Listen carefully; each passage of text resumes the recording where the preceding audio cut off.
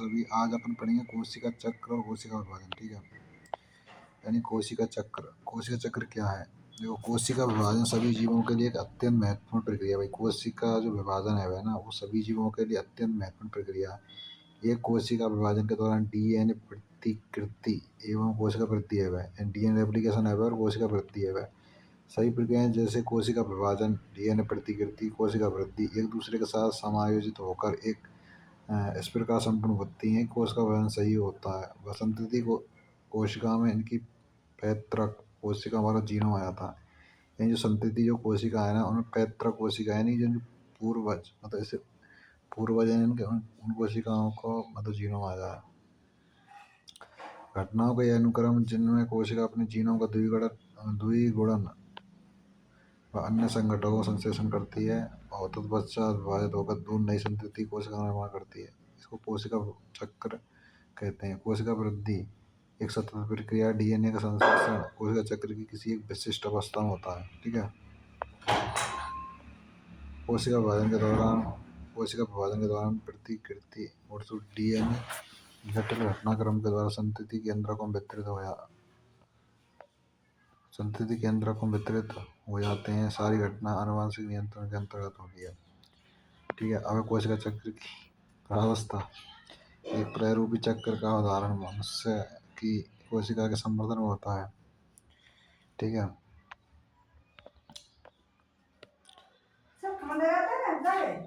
और जो लगभग प्रत्येक 24 घंटे में पटिया पर रखवा है। एक प्रारूपी यूकेरियोटिक चक्र का उदाहरण मनुष्य की कोशिका के संवर्धन में होता है। 24 घंटे में विभाजित है। ईस्ट के कोशिका चक्र के पूर्ण होने में लगभग 90 मिनट लगे। मतलब ईस्ट के जो कोशिका चक्र है उसको पूर्ण होने में 90 मिनट लगे। 90 मिनट इम्पोर्टेंट है। ठीक है, ऐसी ना। और मनुष्य को 24 घंटे में, ये याद रखना, 24 आवर में कंप्लीट है मनुष्य को, और ये 90 मिनट में। ये दोनों चीज़ इंपॉर्टेंट है, नीट में आ चुकी हैं, इसको ऐसा ना कि नहीं है। ठीक है, कोशिका चक्र की दो मूलभूत अवस्था भाई। पहली अंतरावस्था इंटरफेज है, दूसरी एम पेज यानी कि माइटोसिस। सूत्री विभाजन जिसको एम प्रावस्था, उस प्रावस्था को व्यक्त करता है जिसमें वास्तव में कोशिका विभाजन या समसूत्री विभाजन होता है। ठीक है, मनुष्य की कोशिका औसतन अवधि 24 घंटे की है। मतलब जो मनुष्य की जो कोशिका है ना, उसकी औसतन अवधि 24 घंटे की है। कोशिका चक्र में कोशिका विभाजन से लगभग 1 घंटे है वह। मनुष्य में मतलब कोशिका, देखो औसतन अवधि है, मतलब कोशिका में औसतन अवधि कोशिका चक्र में कोशिका चक्र जो है 24 आवर को है, परंतु जो हम विभाजन जो है वह ना, वो मात्र 1 घंटे में पूर्ण हो जाए। विभाजन 1 घंटे में पूर्ण हो जाए, और यहाँ में 90 मिनट में कहीं में ईस्ट में पूर्ण है। ठीक है, कोशिका चक्र की कुल अवधि 95% से अधिक की अवधि अंतरावस्था में व्यतीत होती है। यानी 95% से अधिक की अवधि है ना, अंतरावस्था में व्यतीत होगा कोशिका चक्र की। ठीक है, एम्ब्रावस्था का जो आरंभ केंद्रक के विभाजन कैरियोकाइनेसिस से होता है। कोशिका द्रव्य विभाजन यानी साइटोकाइनेसिस के साथ होता है। और इसकी जो 3 अवस्थाएं, G1 S G2 यानी पश्च सूत्री कालांतर अवस्था, संश्लेषण अवस्था, पूर्व सूत्री विभाजन अंतराकार अवस्था। और पश्च सूत्री अंतराकार यानी G1 फेज, समसूत्री विभाजन एवं डीएनए रेप्लिकेशन के बीच का जो अंतराल को प्रदर्शित करती है। समसूत्री विभाजन और डीएनए रेप्लिकेशन के बीच के अंतराल को प्रदर्शित करें। और जीवन प्रावस्था में कोशिका उपापचय रूप से सक्रिय होती है और लगातार वृद्धि का है। डीएनए प्रतिकृति, परंतु इसका डीएनए प्रतिकृतिकरण नहीं होता है।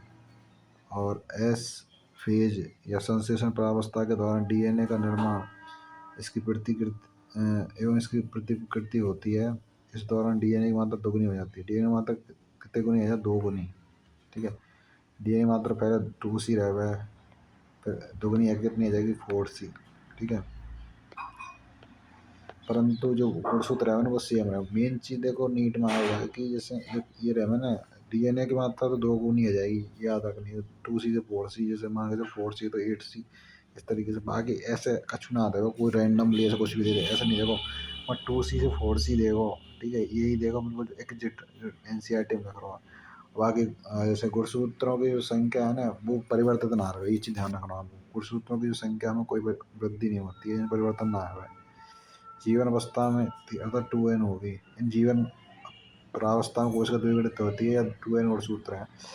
एस प्रावस्था के बाद भी इसकी संख्या वही रहती है, तो एस पेज में वही रहेगी, मतलब कोई दिक्कत ना। एस पेज में आपको मतलब याद रखना हो कि डीएनए मात्रा दुगनी रहे और गुणसूत्रों की संख्या समान रहे, बस खत्म, और कुछ ना रखना। प्राणी कोशिका में एस प्रावस्था के दौरान केंद्रक में डीएनए का जैसे ही प्रतिकृतिकरण प्रारंभ होता है, तारक केंद्र का कोशिका द्रव्य में प्रतिकृतिकरण होने लगता है। G2 प्रावस्था के दौरान प्रोटीन का निर्माण होगा। G2 फेज के दौरान प्रोटीन निर्माण होगा। प्रौढ़ प्राणियों में कुछ कोशिका प्रभावित नहीं होती हैं, जैसे हृदय कोशिका, दूसरी कोशिका यथाकथा प्रभावित होती हैं। ये कोशिका जो आगे विभाजित नहीं होती हैं, वो जीवन अवस्था से निकल निष्क्रिय प्रावस्था में पहुंच जाना है।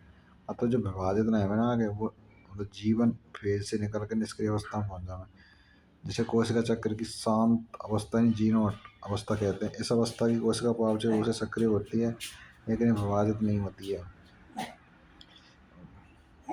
तो फिर प्राणियों में सूत्रीय विभाजन केवल द्विवृत्त कायक कोशिका में ही दिखाई देता है, ठीक है। इसमें कुछ अपवाद हैं, जैसे हैप्लॉइड यानी एगुणित, वैसे तो मेनली द्विगुणित में है भाई, परंतु अपवाद हैं जैसे एगुणित जो कोशिका है समसूत्री विभाजन द्वारा विभाजित रहे, यानी जो एगुणित कोशिका है एगुणित समसूत्री विभाजन द्वारा विभाजित रहे, मेन चीज तो ये है। उदाहरण के लिए नर मधुमक्खी, इसके विपरीत पादपों सूत्री विभाजन एगुणित और द्विगुणित दोनों कोशिकाओं में दिखाई देता है। पादपों पीढ़ी एकांतरण के उदाहरण को याद रखते पादप जातियों अवस्थाओं में पहचान करें। छोड़ो है। अब एम फेज को देखो, नाटकीय प्रावस्था, सर्वाधिक नाटकीय प्रावस्था कहा जाता है, इम्पोर्टेंट है, जिसमें कोशिका के सभी बृहद पुनर्गठन होता है, घटकों का मतलब पुनर्गठन है वो। जनक व संतति कोशिका में गुणसूत्रों की संख्या बराबर होती है, इसको देखो समान रहे संख्या, जनक व संतति में कोशिका में जो गुणसूत्रों की संख्या बराबर है उसको समविभाजन कहते हैं। सुविधा के लिए सूत्रीय विभाजन को केंद्रक विभाजन चार अवस्था में विभाजित किया गया है। कैरियोकाइनेसिस, यहाँ यह समझ लेना आवश्यक है, कोशिका विभाजन एक प्रगतिशील प्रक्रिया है, इनकी विभिन्न अवस्थाओं के बीच स्पष्ट रूप से विभाजन करना मुश्किल है। कैरियोकाइनेसिस को चार अवस्थाओं में विभाजित किया गया, प्रोफेज, मेटाफेज, एनाफेज, टीलोफेज। अंतरावस्था की एस व G2 अवस्था के बाद पूर्वावस्था कैरियोकाइनेसिस का पहला पड़ाव है। एस व G2 अवस्था में डीएनए के नए सूत्र बने जाते हैं, लेकिन आपस में गुथे हुए नहीं होते हैं, गुथे होने का स्पष्ट नहीं होते हैं। एस व G2 फेज है ना के बाद में पूर्वावस्था यानी कैरियोकाइनेसिस का पहला पड़ाव है, ठीक है। एस व G2 अवस्था में डीएनए के नए सूत्र बन तो जाते हैं, लेकिन आपस में गुथे हुए ना रहना, इस कारण स्पष्ट नहीं है। मेनली जो है कि पहचान है गुणसूत्र पदार्थ के संघनन का प्रारंभ, संघनन गुणसूत्र का संघनन है ना, संघनन का प्रारंभ ही पूर्वावस्था की पहचान है। ये चीज़ ध्यान रखनी, और कुछ याद रहे ना रहे, पर यह चीज़ ध्यान रखनी। और देखो गुणसूत्री संघनन की प्रक्रिया के दौरान गुणसूत्र द्रव्य स्पष्ट होने लगा भाई। देखो संघनन जब स्टार्ट है वो तो वो जब ही तो स्पष्ट दिखाई देगा ना गुणसूत्र। तारक का है व तारक केंद्र जिसका अंतरावस्था एस प्रावस्था के दौरान द्विगुणन होगा। कोई देख तारक का तारक केंद्र को भी है वो, डीएनए को भी है वो, परंतु गुणसूत्र को ना हो, बस ये चीज़ ध्यान रखनी है आप लोगों को। पूर्वावस्था के पूर्ण होने के दौरान जो महत्वपूर्ण घटना होती है उनकी विशेषता निम्न है। गुणसूत्री द्रव्य संघनित होकर ठोस गुणसूत्र बनाएगा वो, यानी गुणसूत्री जो द्रव्य संघनित है कि ठोस गुणसूत्र बनाएगा। गुणसूत्र दो अर्ध गुणसूत्र से बना होता है, गुणसूत्र दो अर्ध गुणसूत्र से बने रहेगा, जैसे ई है एक सिंगल है वो, एम डबल ई बना हो, ठीक है। ये गुणसूत्र जैसे हम आपको चित्र में दिख रहा हो, ये गुणसूत्र ये है, ये बात है, ठीक है। तो अंतरावस्था के समय जिस तारक का द्विगुणन होता है वह कोशिका में विपरीत ध्रुव की ओर जाने लगता है। प्रत्येक तारक का सूक्ष्म नलिकाओं को विकृत करता है, जिसे तारक एस्टर के तंतु व तारक मिलकर समसूत्री विभाजन यंत्र बनाते हैं। अब देखो इसमें यह पहली प्रारंभिक पूर्वावस्था अर्ली प्रोफेज है, फिर उसके बाद में पश्चिम पूर्वावस्था। देखो इसमें क्या संघनन हो रहा है ना, संघनन स्टार्टिंग है संघनन की, ये संघनन ये, ठीक है। फिर उसके बाद में साहब ये संघनन होकर इस तरीके से बन जाएंगे, ठीक है। पश्चावस्था है ये, ठीक है। अब मध्यावस्था गई, तो मध्यावस्था साहब केंद्रक आवरण के पूर्ण रूप से विघटित होने के साथ समसूत्री विभाजन की द्वितीय अवस्था प्रारंभ है। तो जो ये अवस्था है गुणसूत्रों की आकृति का अध्ययन बहुत ही सरल तरीके से किया जा सकता है। नीट में भाई बहुत बार आ चुका है क्वेश्चन, गुणसूत्रों की जो आकृति को अध्ययन कौन सी अवस्था में स्पष्ट रूप से किया जा सके। गुणसूत्र की आकृति कहते हैं कौन सी अवस्था में आसानी से किया जा सके, मध्यावस्था। इंपॉर्टेंट है भाई, रट लो। ठीक है। गुणसूत्र बिंदु के सतह पर एक छोटा बिंबाकार की संरचना जिसको काइनेटोकोर कहते हैं, ये भी नीट में आ चुका है। यानी गुणसूत्र है वजह से ही तो यहाँ में जो जुड़ रहा है ना, ये दोनों गुणसूत्र एक ही, तो ये गुणसूत्र तो यहाँ के बीच में पॉइंटेड जो संरचना है वो काइनेटोकोर है, गुणसूत्र बिंदु, इसको गुणसूत्र बिंदु बोलते हैं। ठीक है। मध्यावस्था में सभी गुणसूत्र मध्य रेखा पर आकर स्थित रहते हैं। प्रत्येक गुणसूत्र का एक अर्ध गुणसूत्र एक ध्रुव से तर्कतंतु द्वारा अपने काइनेटोकोर द्वारा जुड़ जाता है। भाई इसका संकेतिक अर्ध गुणसूत्र तर्कतंतु द्वारा काइनेटोकोर के विपरीत ध्रुव से जुड़ा होता है। मध्यावस्था में जिस स्तर पर गुणसूत्र पंक्तिबद्ध होते हैं उसे मध्यावस्था पट्टिका कहते हैं। मतलब जिस पर जो मध्यावस्था में तल है ना, उस पर गुणसूत्र पंक्तिबद्ध होंगे तो वह मध्यावस्था पट्टिका कहलावा है। इस अवस्था को कहते हैं। मुख्य विशेषता इसकी निम्न है। ऐसे तर्कतंतु गुणसूत्र के काइनेटोकोर से जुड़े होते हैं। तर्कतंतु रहने में गुणसूत्र के काइनेटोकोर से जुड़े रहने में गुणसूत्र मध्य रेखा की ओर जाकर मध्य अवस्था पट्टिका पर पंक्तिबद्ध होकर ध्रुव से तर्कतंतु से जुड़े होते हैं। यानी जो तर्कतंतु है ना, गुणसूत्र के काइनेटोकोर से जुड़े रहते हैं। गुणसूत्र मध्य रेखा की ओर जाकर मध्य अवस्था पट्टिका पर पंक्तिबद्ध होकर ध्रुवों से तर्कतंतुओं से जुड़े जुड़े रहते हैं। ठीक है। अब देखो इसमें दो कंडीशन है मध्यावस्था में। ये मध्यावस्था की ओर परिवर्तन, देखो ये गुणसूत्र है। ठीक है। और जैसे ये वाले गुणसूत्र तो मेन देखो ये चीज़ है, ये मान के चलो। तो मिडिल क्या है, मिडिल यहाँ पे रहेगा ना, तो ये मध्यावस्था है ना, मध्यावस्था पट्टिका मान लो ये मध्य मध्य का एरिया है। तो भाई यहाँ गुणसूत्र रहेगा, मान लो ये गुणसूत्र है, तो यहाँ में मतलब ये आने की प्रयास कर रहा है मध्य में आने का, तो यहाँ मध्यावस्था की ओर परिवर्तन है। और ठीक है, अगली जो वो है कि कंडीशन है इसमें मध्यावस्था हो जाएगी। अब देखो ये मान के जो दो गुणसूत्र ले रहे हैं, तो ये इधर हिंच रहे हैं कतई बिल्कुल मध्य साइड में है। ठीक है, मध्य में जा रहे हैं, ये तो परिवर्तन है रो है। पर यहाँ पे तो एक्चुअल में मतलब मध्य में तो उपस्थित है ही जाएंगे। ठीक है, तो इसको मध्यावस्था का चित्र है। अब ऐसा पश्चावस्था,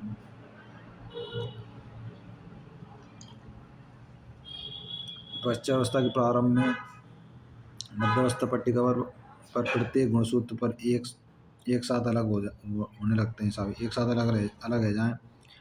इन्हें संतति अर्धगुणसूत्र कहते हैं। जो कोशिका विभाजन के बाद बनने वाले नए संतति केंद्र को गुणसूत्र बनेंगे जब विपरीत ध्रुव की ओर जाने लगते हैं। प्रत्येक गुणसूत्र मध्यांश पट्टिका से काफी दूर जाने लगता है और प्रत्येक का गुणसूत्र बिंदु ध्रुव की ओर होता है। गुणसूत्र को ध्रुव की ओर जाने का नेतृत्व करता है। गुणसूत्र की भुजा पीछे की ओर है, गुणसूत्र भुजा कैसे नहीं पीछे की ओर। अपश्चावस्था की निम्न विशेषता है। गुणसूत्र बिंदु विखंडित है जहाँ साहब, गुणसूत्र जो बिंदु रहे ना वो विखंडित है जहाँ अर्ध गुणसूत्र अलग होने लगते हैं। अर्ध गुणसूत्र विपरीत ध्रुवों की ओर जाने लगता है, वह अंत्यावस्था। अब ये इसमें असंगत होकर अपनी संपूर्णता को खो दें और एकल गुणसूत्र दिखाई ना दे, हमें एकल गुणसूत्र दिखाई नहीं देगा। अर्ध गुणसूत्र द्रव्य दोनों ध्रुवों की तरफ एक समूह के रूप में एकत्रित होता है। इस अवस्था की मुख्य घटना नहीं है। यदि अंत्यावस्था की मुख्य घटना है जैसे गुणसूत्र विपरीत ध्रुव की ओर एकत्रित हो जाना। गुणसूत्र जस्ट अपोजिट साइड में यानी कि अपोजिट पोल पर एकत्रित हो जाते हैं, पृथक पहचान समाप्त हो जाती है इसकी। ठीक है। गुणसूत्र के समूह के चारों केंद्र झिल्ली निर्माण है, वह इसमें केंद्रिका गोलिका अंतःप्रजालिका का पुनर्निर्माण है। केंद्रिका गोलिका अंतःप्रजालिका का पुनर्निर्माण है जहाँ, ठीक है। और इसमें सब कोशिका द्रव्य जो विभाजन है ना, कोशिका द्रव्य विभाजन सूत्री विभाजन के दौरान द्विगुणित गुणसूत्र का संतति केंद्रों का संपृक्तकरण हो जाता है, इसे केंद्र विभाजन कहते हैं। कोशिका स्वयं एक अलग प्रक्रिया द्वारा संतति कोशिका में विभाजित हो जाती है, इस प्रक्रिया को कोशिका द्रव्य विभाजन कहते हैं। ठीक है।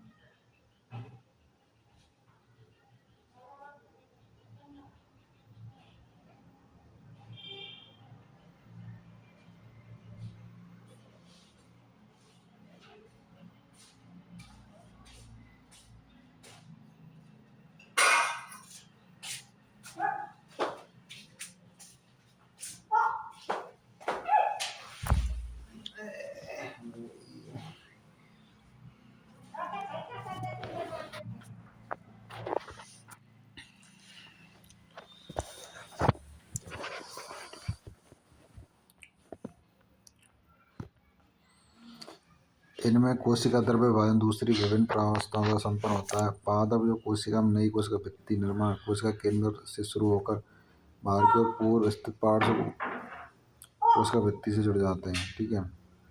नई कोशिका भित्ति निर्माण एक साधारण पूर्वगामी रचना से प्रारंभ होती है, इसे कोशिका पट्टिका कहते हैं। सन्निकट कोशिका भित्तियों के बीच मध्य पट्टिका को दर्शाते हैं। कोशिका द्रव्य विभाजन के समय कोशिका अंग जैसे सूत्रकणिका माइटोकॉन्ड्रिया और प्लेस्टिड यानी कि हरितलवक दो संतति कोशिका में वितरित हो जाते हैं। कुछ जीवों में केंद्रक विभाजन के साथ साथ कोशिका द्रव्य विभाजन नहीं होता है। ठीक है।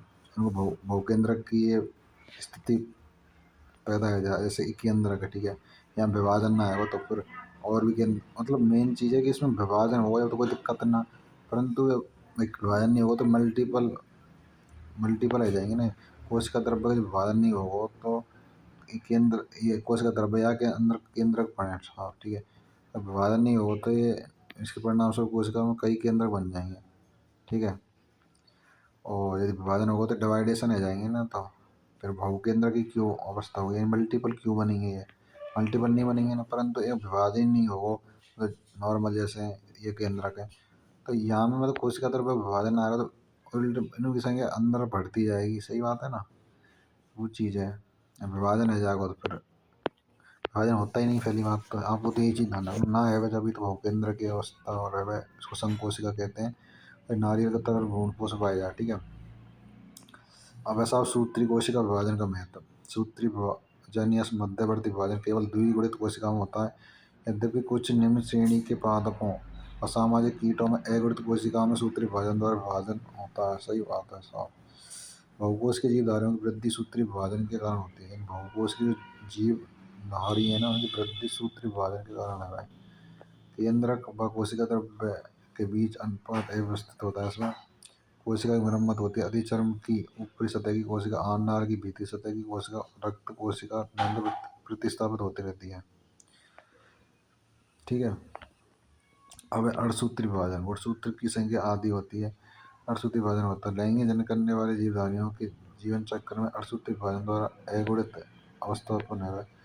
निषेचन द्वारा द्विगुणित अवस्था पुनः स्थापित होती है। पादपों एवं प्राणियों में युग्मक जनन के दौरान अर्धसूत्री विभाजन होता है। परिणामस्वरूप अगुणित युग्मक उत्पन्न होते हैं। अर्धसूत्री विभाजन की मुख्य विशेषता निम्न है। अर्धसूत्री फर्स्ट और सेकंड में दो तरह के विभाजन है। डीएनए प्रतिकरण का सिर्फ एक चक्र पूर्ण है। एस प्रावस्था पैतृक गुणसूत्र के प्रतिकृति के साथ समान संतति अर्धगुणसूत्र बनने के बाद अर्धसूत्री फर्स्ट अवस्था प्रारंभ होती है। अर्धसूत्री सेकंड विभाजन में समृद्ध गुणसूत्रों का युगलन पुनर्योजन होता है। अर्धसूत्री विभाजन सेकंड है ना, उसमें समृद्ध गुणसूत्रों का युगलन और पुनर्योजन होता है। ठीक है। अब देखो इसमें ये अवस्था पूर्व अवस्था फर्स्ट है, मध्य अवस्था फर्स्ट, पश्च अवस्था फर्स्ट, अंत्य अवस्था फर्स्ट है। अर्धसूत्री फर्स्ट में, अर्धसूत्री सेकंड में, पूर्व अवस्था सेकंड, मध्य अवस्था सेकंड, पश्च अवस्था सेकंड, अंत्य अवस्था सेकंड, ये अवस्था है। ठीक है। अब अर्धसूत्री फर्स्ट पढ़ रहा है अपन। ठीक है। अर्धसूत्री फर्स्ट में पहला पूर्व अवस्था फर्स्ट। तो इसमें जो अवस्था है ना, अर्धसूत्री विभाजन की पूर्वावस्था की तुलना समसूत्री विभाजन की पूर्वावस्था से की जाए तो अधिक लंबी है और जटिल है। यानी अर्धसूत्री विभाजन की पूर्वावस्था की तुलना करेंगे समसूत्री विभाजन की पूर्वावस्था से तो उसकी अपेक्षा मतलब लंबी व जटिल है समसूत्री विभाजन की से। ठीक है। गुणसूत्र के व्यवहार के आधार पर गुणसूत्र के व्यवहार इंपॉर्टेंट है। गुणसूत्र के व्यवहार के आधार पर 5 प्रावस्थाओं विभाजित किया है, जैसे तनुपट यानी लैप्टोटिन, चौपटेन जाइगोटिन, स्थूलपटेन पैकेटिन, द्विपटेन डेवलोटिन, पारगतिकरण डाइकाइनेसिस। अरे नीट में यहाँ से 100% 1% तो आता ही हर साल आवे, हर साल रट लेना। ठीक है। ठीक है। अब पहले पढ़ेंगे अपन तनुपट्टेन लैप्टोटिन। ठीक है। तनुपट लैप्टोटिन अवस्था के दौरान गुणसूत्र में धीरे धीरे स्पष्ट दिखाई देने लगता है। तनुपट या लैप्टोटिन जो अवस्था है ना, उसमें गुणसूत्र धीरे धीरे दिखाई देने लगे। गुणसूत्र का संघनन या कॉम्पेक्शन पूरी अनुपट अवस्था के दौरान जारी रहता है। इसको युग्मपट कहते हैं। इस अवस्था के दौरान गुणसूत्र का आपस में युग्मन प्रारंभ हो जाता है। इस प्रकार की समयबद्धता को सूत्र युग्मन कहते हैं। ठीक है। अब युग्मपट्ट यानी जाइगोट सेकंड अवस्था है। इस प्रकार के गुणसूत्रों के यौगिक को समजात गुणसूत्र कहते हैं। इस अवस्था का इलेक्ट्रॉन सूक्ष्म से दर्शाता है कि गुणसूत्र सूत्र यौगिक की एक जटिल संरचना का निर्माण करा है। इसको सिनेपिटोनिमल सम्मिश्र इम्पोर्टेंट सिनेपिटोनिमल सम्मिश्र बनावे को संकुल बनाए को एक जोड़ी सूत्र युग्म समजात गुणसूत्र द्वारा होता है। एक जोड़ी समजात गुणसूत्र कहेंगे सिनेपिटोनिमल सम्मिश्र बनाए को और उसे युगली कहेंगे। वैसे एक जोड़ी जो समजात गुणसूत्र है उसको युगली चतुष्क टेट्रा कहते हैं। यद्यपि अगली अवस्था में अधिक स्पष्ट दिखाई देते हैं। तो पूर्वावस्था फर्स्ट की जो उपयुक्त दोनों अवस्थाएं स्थूलपट्ट अवस्था से अपेक्षाकृत कम अवधि की होती है। गुणसूत्र चतुष्क के रूप में अधिक दिखाई देने लगे। गुणसूत्र है ना वो चतुष्क के रूप में अधिक दिखाई देने लगते हैं। इस अवस्था में पुनर्योगी ग्रंथि दिखाई देने लगती है। समजात गुणसूत्रों के असंतति गुणसूत्रों के बीच विनिमय या क्रॉसिंग ओवर होता है। विनिमय दो समजात गुणसूत्रों के बीच आनुवंशिक पदार्थ के आदान प्रदान के कारण है। बस देखो समजात गुणसूत्र की असंतति और गुणसूत्र समजात तो गुणसूत्र समान गुणसूत्र है समझ रहे हो समान गुणसूत्र परंतु उनकी असंतति संतति नहीं ठीक है। असंतति अर्ध गुणसूत्रों के बीच विनिमय क्रॉसिंग ओवर होता है। विनिमय दो समजात गुणसूत्रों के बीच आनुवंशिक पदार्थ का आदान प्रदान होता है। यानी क्रॉसिंग ओवर है वह विनिमय है वह वो आनुवंशिक पदार्थ को रहे वो समजात गुणसूत्र के बीच में। समजात गुणसूत्र के भी अंदर देखेंगे तो असंतति अर्ध गुणसूत्र पूछे ज़्यादा डीपली तो असंतति अर्ध गुणसूत्र ठीक है। नॉर्मली समजात गुणसूत्र ही पूछेगा। विनिमय एंजाइम द्वारा नियंत्रित होता है ठीक है। बस जो एंजाइम इस प्रक्रिया में भाग लेता है उसको रिकॉम्बिनेज एंजाइम इंपॉर्टेंट है ठीक है। तो क्रॉसिंग प्रक्रिया में मतलब शामिल रहे। और यहाँ में एक चीज़ ध्यान रखनी है पुनर्योगी ग्रंथि बने और रिकॉम्बिनेज एंजाइम शामिल रहे आनुवंशिक पदार्थ को मतलब आदान प्रदान है वह समजात गुणसूत्र के बीच ठीक है समजात गुणसूत्र के बीच। और डीपली जाए तो असंतति अर्ध गुणसूत्र ठीक है। समजात गुणसूत्रों के बीच पुनर्योजन स्थूलपट्ट अवस्था के अंत तक पूर्ण हो जाता है। जिसके परिणामस्वरूप विनिमय स्तर पर गुणसूत्र जुड़े हुए दिखाई देते हैं। अब द्विपट्ट या डेवलपिंग सिनेपिटोनिमल सम्मिश्र का विघटन है वैसा युगली के समजात गुणसूत्र विनिमय बिंदु के अतिरिक्त एक दूसरे से अलग होने लगते हैं ना। इसमें विनिमय बिंदु पर एक्स आकार की संरचना पाई उसको काइजिमेटा कहते हैं। कुछ कशेरुकी प्राणियों के अंडकों में द्विपट्ट महीनों या वर्षों बाद समाप्त होता है ठीक है। अठसूत्री पूर्वावस्था फर्स्ट की अंतिम अवस्था पारगतिकरण या डायगाइनेसिस कहलाती है ठीक है। काइजिमेटा को पांति भवन हो जाता है इसमें साफ गुणसूत्र पूर्णतः संग्रहित हो जाते हैं और तर्कुतंतु एकत्रित होकर समजात गुणसूत्र को अलग करने में सहयोग है। मेन चीज़ देखो ये जो नीट में आ चुका विनिमय बिंदु पर एक्स आकार की संरचना है ना एक्स आकार की मैं क्या बताया था यही विनिमय बिंदु है यार यहाँ गुणसूत्र जुड़ रहा है। तो ये क्रॉस बना रहे ना एक्स आकार की संरचना बनाया वो काइजिमेटा कहलावटे कुछ कशेरुकी प्राणियों के अंडकों द्विपट्ट महीनों में वर्षों तक समाप्त है। अठसूत्री पूर्व अवस्था की अंतिम अवस्था यानी पारगतिकरण डाइकाइनेसिस अंतिम जो अवस्था में पारगतिकरण है। फर्स्ट वाली कौन सी लेप्टोटेन है लास्ट की कौन सी पारगतिकरण है डाइकाइनेसिस है। ऐसे काइजिमेटा को पांति भवन ये इंपॉर्टेंट है पांति भवन है वहाँ ठीक है। गुणसूत्र पूर्णतः संग्रहित हो जाते हैं और तर्कुतंतु एकत्रित होकर समजात गुणसूत्र को अलग करने से प्रदान करते हैं। पारगतिकरण के अंत तक केंद्रिका दृश्य हो जाती है। इसमें पारगतिकरण आएगा जब तक केंद्रिका लुप्त हो जाएगी साहब केंद्र कारण जल्दी भी विकट तेजाब है मध्यावस्था की ओर पारगमन को निरूपित करता है। अब मध्यावस्था फर्स्ट मध्यावस्था पट्टिका बने पश्चावस्था में समजात गुणसूत्र तक है जावे अंत्यावस्था में केंद्र कारण और केंद्रिक पुनः स्पष्ट हो सकते हैं और कोशिका द्विक कहलावे हमें। और सब दो अर्धसूत्री विभाजन के दौरान बीच की अवस्था को अंतरालावस्था इंटरकाइनेसिस कहलावा है। इसमें डीएनए का द्विगुणन ना है हमें पूर्वावस्था सेकंड आती है पूर्वावस्था फर्स्ट से अधिक सरल है यानी कि सेकंड है ना वो फर्स्ट से सरल है। अठसूत्री विभाजन सेकंड में पूर्वावस्था सेकंड है। अठसूत्री विभाजन फर्स्ट के विपरीत अठसूत्री विभाजन सेकंड यानी सामान्य सूत्री विभाजन के समान होता है। अठसूत्री विभाजन जो फर्स्ट है ना वो विपरीत रहेगा अठसूत्री विभाजन सेकंड के सामान्य सूत्री विभाजन के समान है ठीक है।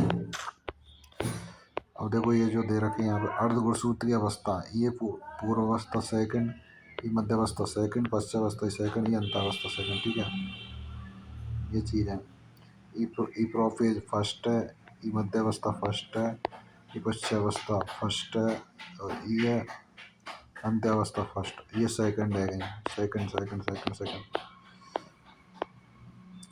मध्यावस्था इसमें वही सेकंड वाली में वही है कुर्सी मध्यावस्था। मध्य में मतलब पंक्ति मध्य में, मध्य में आगे व्यवस्थित है, आपको हाथ ना रखना आपने, ठीक है। और सब पश्चावस्था में वही गुरसूत अलग अलग है, मैं विद्युत रूप पे चल जाए। और अब अंत्यावस्था सेकंड, अंत्यावस्था में वही है, ये अवस्था अड़सूत विभाजन की अंतिम अवस्था है, जिसमें गुरसूतों के दो समूह पुनः केंद्रक आवरण द्वारा गिरे जाते हैं। कोशिका तो विभाजन को चार एगोड़े संतति कोशिका को कोशिका चतुष्क बन जाता है। अड़सूत विभाजन की एक ऐसी प्रक्रिया जो लैंगिक जनन करने वाले जीवों की प्रत्येक जाति में विशेष गुणसूत्रों से पीढ़ी दर पीढ़ी संरक्षित रहे। अड़सूत्री विभाजन में संरक्षित रहेगा, ठीक है। और विकास प्रक्रिया, देखो विकास प्रक्रिया के लिए विभिन्नता अत्यंत महत्वपूर्ण है। ये चीज़ देखो खुद के जीवन में अप्लाई करके देखो, जो विकास प्रक्रिया की विभिन्नता अत्यंत महत्वपूर्ण, समझ रहे हो। विकास कैसे होगा, अपने आप में वेरिएशन लाओगे आप, मान के चलो कमज़ोर हो पढ़ने में, तो थोड़ा थोड़ा बदलाव करो अपने आप में। पढ़ाई को, पढ़ाई जैसे 4 घंटे कर रहे हो तो 6 घंटे बढ़ाओ, तरीक़ों को चेंज करो, लिख लिख के याद करो, ठीक है। जहाँ आप रट रहे हो लिख लिख के याद करो, और कम टेस्ट दे रहे हो मल्टीपल टेस्ट लगाओ, तो आप में वेरिएशन हो रहा है, ठीक है। आपके नंबर इंक्रीज होंगे, सीधी बात है। आप डबल पोटेंशियल या ट्रिपल पोटेंशियल लगा रहे हो उसी काम के लिए, तो वही चीज़ समझा है, ठीक है। बाकी ऑल दी बेस्ट, ठीक है। चैप्टर कंप्लीट हो गया।